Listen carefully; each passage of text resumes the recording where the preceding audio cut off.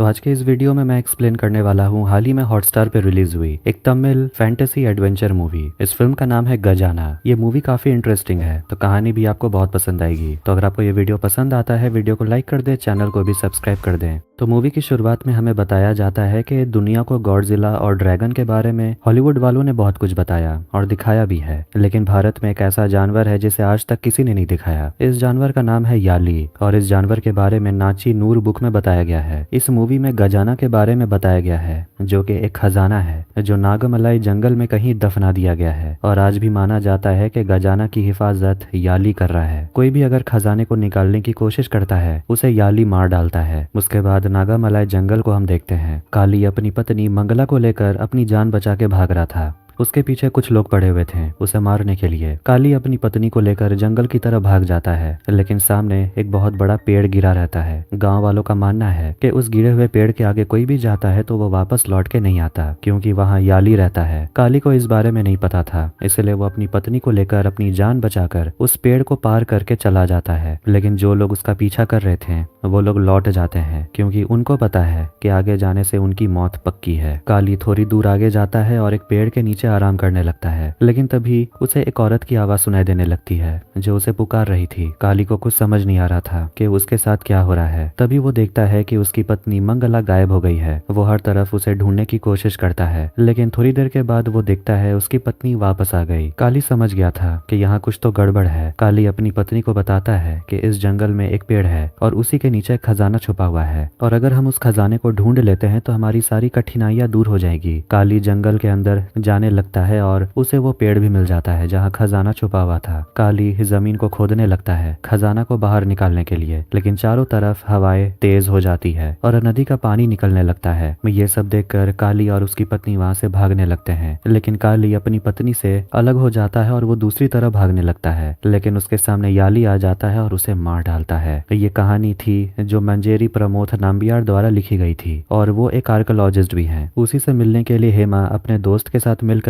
उसके घर जाती है। हेमा बताती है कि भारत के इतिहास में ऐसा बहुत कुछ है जिसे आज तक हम जानते भी नहीं। कुछ ऐसे इतिहास है जिसके बारे में हमें कभी बताया नहीं गया। उसी तरह मंजेरी ने नागमलाई जंगल में खजाने के बारे में अपने किताब में लिखा है जिसके बारे में किसी को भी नहीं पता, लेकिन मंजेरी बताता है कि उस किताब को पढ़ने के बाद बहुत सारे लोगों के मन में लालच आ जाता है खजाना ढूंढने के लिए, और जो भी उस जंगल में जाता है वो वापस लौट के नहीं आता। लेकिन हेमा बताती है कि 1971 में चंद्रमौली अपनी टीम के साथ उस जंगल में गए थे और वो वापस जिंदा लौट कर आए थे, लेकिन इस बारे में आपके पिताजी ने किताब में नहीं बताया। मंजेरी बताता है कि चंद्रमौली बहुत ही सख्त किस्म का इंसान था और वो जंगल के बारे में किसी को नहीं बताना चाहता। हेमा बोलती है कि नंदी वर्मन के बारे में वो जानना चाहती है जो उस जंगल में गए थे, लेकिन उसका नाम सुनते ही मंजेरी उन दोनों को वापस जाने को बोलता है। यहाँ पता चलता है कि मंजेरी ने नंदी वर्मन के ऊपर भी एक किताब लिखा है, पर उन्होंने अपने किताब को पब्लिश नहीं किया। मंजेरी ना चाहते हुए भी उन दोनों को नंदी वर्मन की पूरी कहानी बताने लगता है कि कैसे वो नागमलाई जंगल गया था, और फ्लैशबैक देखते हैं चंद्रमौली जो पहले ही अपनी टीम के साथ अपनी जान बचा के जंगल से वापस आ गया था। वो नहीं चाहता था कि कोई और उस जंगल में जाए, लेकिन वर्मन उसे 2 साल से परेशान करके रखा था। वर्मन के पास नागामलाई जंगल के नक्शे का टुकड़ा था और बाकी टुकड़ा चंद्रमौली के पास था जो वो नहीं देना चाहता। वर्मन बताता है कि जंगल के अंदर एक छोटा सा गांव है जहां अभी भी 5 सिर वाला सांप रहता है और उसके सिर में एक नागमणि है, जिसे पाने के लिए चंद्रमौली और उसकी टीम वहां पर गई थी, लेकिन सांप ने उन सभी को मार डाला। लेकिन चंद्रमौली वहां से बच निकला, लेकिन उसकी टीम में वर्मन के पिता भी थे जिसकी जान चली गई और वो अब उस नागमणि को लेने के लिए वहां जाना चाहता है। वर्मन चंद्रमौली को समझाता है कि अगर वो उसे बाकी का नक्शा दे देता है तो वो जंगल पहुंच जाएगा और मणि को ढूंढने की कोशिश करेगा। चंद्रमौली उसे जंगल के बाकी नक्शा निकाल कर दे देता है, लेकिन वो मणि कहाँ है वो उसे जाकर ढूंढना पड़ेगा। किशोर अपनी टीम के साथ नागमलाई जंगल के लिए निकल जाता है, लेकिन वर्मन अभी तक उसके साथ नहीं आया, इसीलिए वो सभी फैसला करते हैं कि वो लोग जंगल की तरफ जाएंगे। लेकिन जंगल का रास्ता पता नहीं रहने के कारण उन लोगों ने एक गाइड बुलवाया था जो उन्हें रास्ता दिखा सके। गाइड उन लोगों को लेकर जंगल की तरफ जाने लगता है, मगर वो सभी को सतर्क रहने को भी बोलता है, क्योंकि ये कोई आम जंगल नहीं है, यहाँ किसी के साथ कुछ भी हो सकता है। फिर वो सभी आगे बढ़ने लगते हैं और जंगल में 2 और लोग देखते हैं। एक का नाम है बंधु जो सोशल मीडिया पे वीडियोस बनाता है और वो जंगल का वीडियो बनाने आया था, और वहाँ पर उन्हें एक और आदमी दिखता है जिसका नाम मंकी कुमार है। वो इस जंगल में अपने बेटे को ढूंढने आया था क्योंकि उसका बेटा जंगल में लापता हो गया। मंकी कुमार अपने बेटे को को ढूंढने में उसकी मदद मांगता है। बंधु उसे अपने साथ लेकर जंगल में आगे बढ़ने लगता है। इधर गाइड नंदिता को बताता है कि नागामलाई जंगल में एक खजाना छुपा हुआ है और कोई भी अगर उस खजाने को निकालने की कोशिश करता है वो जिंदा नहीं बचता। गाइड बोलता है कि वो नागामलाई जंगल के सीमा तक गया था, लेकिन वहां जाने के बाद उसका पूरा शरीर कांपने लगा था, इसीलिए वो वापस लौट आया। सभी धीरे धीरे करके जंगल की ओर बढ़ते जा रहे थे, लेकिन किशोर गूगल मैप के मदद से दूसरे रास्ते की ओर जाने लगता है। उसका दोस्त बताता है गाइड को रास्ता मालूम है कि हमें कहाँ जाना है, लेकिन किशोर बोलता है कि मैप में दूसरा रास्ता दिखा रहा है तो हमें वहीं जाना चाहिए, इसीलिए वो वहां से जाने लगता है। उसकी बात सुनने के बाद सभी उसके पीछे पीछे जाने लगते हैं। थोड़ी दूर जाने के बाद किशोर बताता है कि गाइड को नागामलाई जाने का रास्ता पता है और वो लोग खजाना निकालने के बारे में सोच रहे थे, और अगर उन्हें खजाना मिल जाता है तो वो सारा खजाना आपस में बांट लेंगे। लेकिन नंदिता ऐसा करने से मना करती है क्योंकि अभी तक वर्मन उनके पास नहीं था और उनके पास जंगल का नक्शा भी तो नहीं है। लेकिन किशोर सभी को समझाता है कि गाइड यहाँ का रास्ता जानता है, अगर हमें खजाना मिल जाता है तो हम सब आपस में बांट लेंगे। सभी राजी हो जाते हैं और सभी अपना मोबाइल फोन बंद कर देते हैं ताकि वर्मन किसी को फोन न कर सके। उन लोगों की सारी बातें बंधु और मंकी सुन लेते हैं कि नागामलाई जंगल के अंदर एक खजाना छुपा हुआ है। इसके बाद सभी लोग धीरे धीरे आगे बढ़ते हैं। इधर हम वर्मन को देखते हैं जो कि अकेले जंगल की तरफ जा रहा था। वो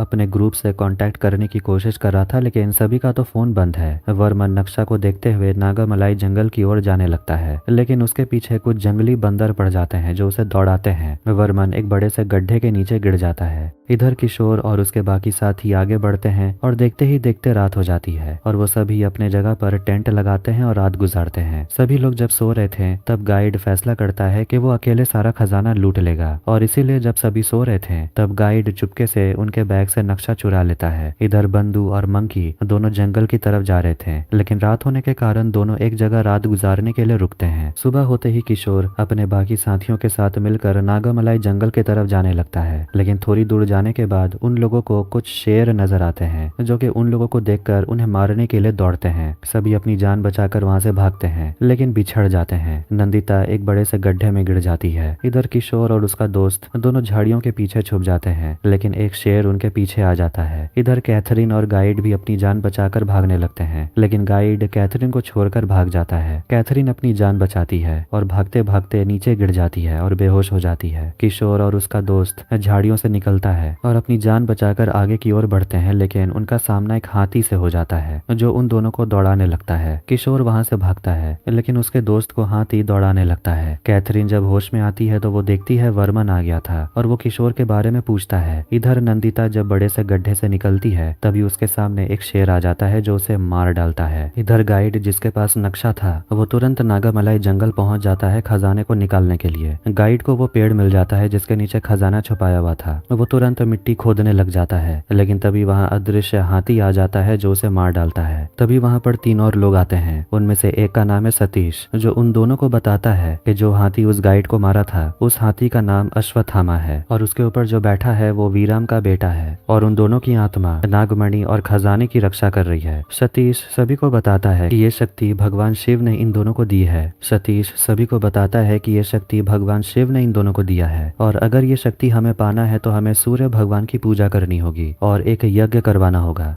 सतीश ये भी बताता है कि अगर हमें नागमणि और खजाने को लेना है तो ये वही कर सकता है जो इंसान के रूप में नाग बनकर जंगल में आता है, और वो जंगल में आ चुका है क्योंकि उसके आने के बाद हम सभी वापस से जिंदा हो गए हैं। इधर वर्मन किशोर और बाकी लोगों को ढूंढ लेता है और सभी से पूछता है कि जीपीएस ट्रैकर बंद क्यों है। किशोर झूठ बोलता है कि यहाँ पर सिग्नल नहीं मिल रहा। वर्मन समझ जाता है कि सभी झूठ बोल रहे हैं क्योंकि जीपीएस के लिए नेटवर्क की जरूरत नहीं होती। वर्मन सभी को बताता है कि नंदिता मर चुकी है और साथ में गाइड भी चुका है, और अगर फिर से उन लोगों ने वर्मन को धोखा देने की कोशिश की तो जंगल में कोई भी जिंदा नहीं रह पाएगा, इसलिए सभी को वर्मन की बात माननी पड़ेगी। फिर सभी आगे की ओर बढ़ते हैं। नक्शा देखते देखते वो लोग आगे बढ़ रहे थे। नक्शा में एक निशान बना हुआ था और जिस पेड़ में वो निशान बना रहेगा उसी के नीचे खजाना छुपा हुआ है। सभी उस निशान को ढूंढने की कोशिश करते हैं और आखिर में उन लोगों को निशान मिल जाता है। ये देखकर वर्मन खुश हो जाता है और तभी उसे चंद्रमौली का फोन आता है। उसे पूछता है कि तुम कहाँ तक पहुंचे। वर्मन बताता है कि उसे खजाने का पता मिल गया और उसे वो निशान भी मिल गया। ये बोलकर वर्मन फोन काट देता है। तभी उसके सामने कुछ जंगली आदमी आ जाते हैं जो उन लोगों के ऊपर हमला करने लगते हैं। कैथरीन की वहीं पर मौत हो जाती है, लेकिन जैसे ही सभी जंगली आदमी वर्मन को पकड़ लेते हैं तभी वहां पर एक पक्षी आता है जिसे देखकर सारे जंगली आदमी वहां से भाग जाते हैं। इधर हम देखते हैं कि सतीश और बाकी दो लोग किसी चीज का यज्ञ कर रहे थे। इधर चंद्रमौली वर्मन के जीपीएस ट्रैक करने की कोशिश करता है, लेकिन उसका जीपीएस ट्रैक नहीं हो रहा था। वर्मन और बाकी दो लोग जंगल की तरफ आगे बढ़ते हैं। तभी सामने एक बूढ़ा आदमी आता है जो उन पर बंदूक से गोली चलाने लगता है। वो बूढ़ा आदमी बताता है, यहाँ से वापस चले जाओ, यहाँ जो भी आता है जिंदा बच के नहीं जाता। वो बूढ़ा आदमी उन तीनों को लेकर अपने घर जाता है और उसे खजाने की पूरी कहानी सुनाता है। वो बताता है कि इस खजाने की शुरुआत कसीवर मुनि से हुई थी, जिसके दो बहनें थीं, सूरी और आरी। छोटी लड़की आरी की शादी मीसा से होती है, जिसके बाद कसीवर के वरदान से आरी हजारों सांपों को जन्म देती है। इसी के चलते आरी अपनी बड़ी बहन सूरी के बच्चों को मारने के लिए अपने सारे सांपों को भेज देती है। सूरी ने वरदान मांगा था कि उसके बच्चे गरुड़ के रूप में पैदा हों ताकि वो सारे सांपों को मार सके। इसके बाद गरुड़ और सांपों के बीच में लड़ाई होने लगती है। आरी का दूसरा बेटा वासुकी भगवान शिव के गले में रहता है और उसकी पूजा से प्रसन्न होकर भगवान शिव ने उसे नागमणि उपहार में दिया था। इस उपहार को पाके वासुकी बहुत ज्यादा शक्तिशाली हो गया था और सूर्य देव और गरुड़ को ये नागमणि चाहिए। इसीलिए गरुड़ और सभी सांपों के बीच लड़ाई होते रहती थी। लड़ाई के चलते जितने भी सांप थे वो सभी इंसान के रूप में बदल गए और जितने भी गरुड़ थे सभी शैतान बन गए और आपस में लड़ने लगे। इस लड़ाई को खत्म करने के लिए खुद भगवान शिव इस लड़ाई को खत्म करने के लिए आए, लेकिन इसके बाद भी दोनों के बीच लड़ाई होती ही रही। इसीलिए सभी नागों ने फैसला किया कि धरती के अंदर एक ऐसी जगह में नागमणि को सुरक्षित रखा जाएगा ताकि उसे कोई ढूंढ ना पाए, और वो जगह नागमलाई का जंगल है। यहाँ बहुत सारे इच्छाधारी नाग रहते हैं जो नागमणि की रक्षा करते हैं। नागमणि ऐसी जगह में छुपाया गया है जहाँ कोई नहीं जा सकता। नागमणि को पाने के लिए भाले की जरूरत पड़ती है, जिसे रावण के पूर्वजों को उस भाले की रक्षा करने को कहा गया था, और रावण के वंश में आखिरी राजा वीरपुत्रन इस भाले की रक्षा करते हैं। और अंग्रेजों और अरबियों को भाले के बारे में पता नहीं चलने दिया उन्होंने, लेकिन अंग्रेजों और अरबियों को इस बारे में पता लगने लगा। इसलिए वीरपुत्रन भाले को बचाने के लिए लगातार अंग्रेजों और अरबियों के साथ लड़ाई करते रहा। उसका कोई बेटा नहीं था, लेकिन उसके साथ ही एक हाथी रहता था। उस हाथी का नाम अश्वत्थामा है जो उसके बेटे जैसा था। वीरपुत्रन को पता चला कि उसके राज्य में कोई एक ऐसा आदमी है जो उसके राज्य को हथियाना चाहता है और उसे मार देना चाहता है। वीरपुत्रन को जब पता चला कि उसे मारने की साजिश की जा रही है तो उसने माँ काली की पूजा की और उसमें मायावी किताब माया लोग कुंजी को उसने कहीं छुपा दिया था, लेकिन पूजा के प्रसाद में जहर मिला दिया गया था और उसी जहर को खाकर राजा वीरपुत्रन की मौत हो गई। उसके हाथी अश्वत्थामा को भी मार दिया गया और आज के समय राजा वीरपुत्रन के बारे में कोई नहीं जानता और उसके हाथी की आत्मा नागमलाई जंगल में घूमते रहती है और भाले और जादुई किताब की रक्षा करती है, और कोई भी अगर जंगल की तरफ आता है तो वो जिंदा लौट के नहीं जाता।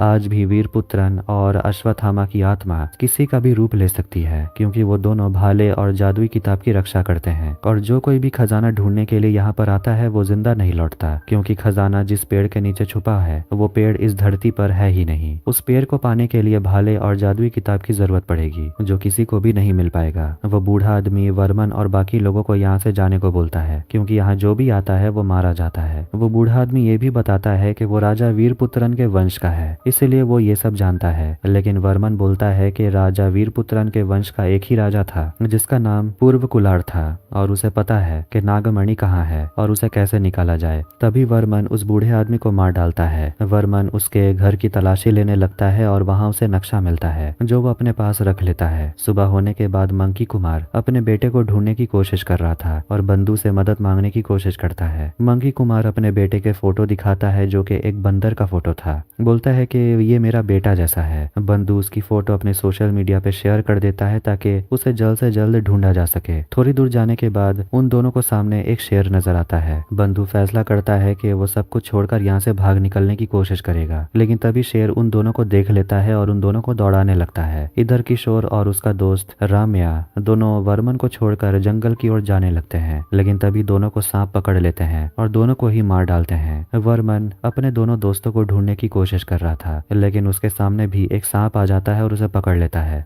तभी एक गरुड़ उड़ते हुए आता है और उस सांप को पकड़ के चला जाता है। यही सारी कहानी सुनने के बाद हेमा मंजेरी से पूछती है कि उसके बाद वर्मन के साथ क्या हुआ। मंजेरी बताता है वर्मन जंगल में ही बेहोश पड़ा हुआ था और उसके साथ क्या हुआ ये तो आगे किसी को नहीं पता। हेमा जानती थी कि मंजेरी कुछ छुपा रहा है और उसे सब कुछ पता है, लेकिन फिर भी उसने अपनी किताब में इसके बारे में कोई जिक्र नहीं किया। हेमा ये बोलती है कि आप पूरे घर में अकेले रहते हैं और आपसे मिलने के लिए कोई भी नहीं आता। मंजेरी गुस्से में आ जाता है और आखिर में बोलता है कि उसने आगे की कहानी क्यों नहीं लिखी। मंजेरी उसे एक दूसरे कमरे में लेकर जाता है और उसे किताब दिखाता है। उस किताब में लिखा हुआ है कि आगे वर्मन के साथ क्या हुआ। दिखाया जाता है कि वर्मन को जब होश में आता है वो नागमणि को पाने के लिए भाले को ढूंढने लगता है, लेकिन ढूंढते ढूंढते वो एक ऐसी जगह पहुंच जाता है जो उसे खुद नहीं पता कि वो यहाँ कैसे पहुंचा। वहाँ सतीश को देखता है जो बताता है कि वर्मन नागों का वंश का है और जैसे हमें पहले बताया गया था जो सांप मनुष्य के रूप में आएगा वही भाले और नागमणि को ढूंढ पाएगा।